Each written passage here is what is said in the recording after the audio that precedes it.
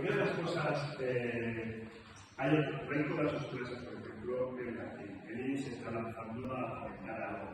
Siempre podemos decir algo en latín, pero nosotros la idea no es así.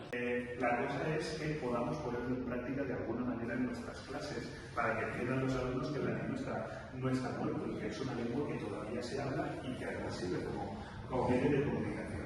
Si desde cuarto de la ESO nosotros lo comentamos, ya lo verán como algo normal. A mí me saludan mis alumnos en latín sin ningún problema, ¿de acuerdo? Entonces, ¿cómo podemos practicar, por ejemplo, los números? Unos, dúo, tres, hay una discusión sobre si los números se deberían de nombrar en neutro o no. Nosotros preferimos hacerlo en masculino directamente, unus, dúo, tres, etc. Discipuli citerent facere. Unus, dúo, tres, quatuor, quinque, sex, septem, octo. Y bene, bene.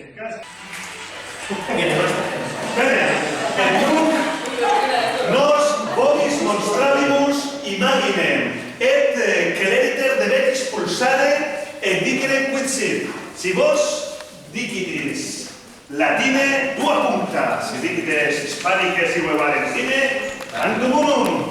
Bene, inscribimus?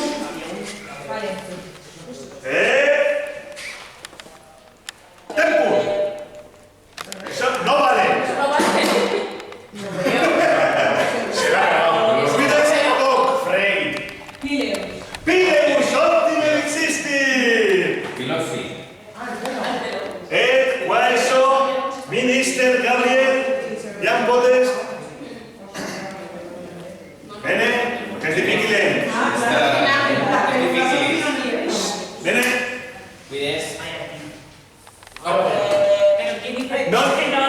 Tempus, se non debes pulsare ante quam nos rerum. Es difícil. Sunto. ¿Cómo lo dijiste tú? Pista. Latine. Ah, vestigium. Bene, vobis. Romanae usurpabant hoc ad texendum. El hispanique valentine. No, mínimes.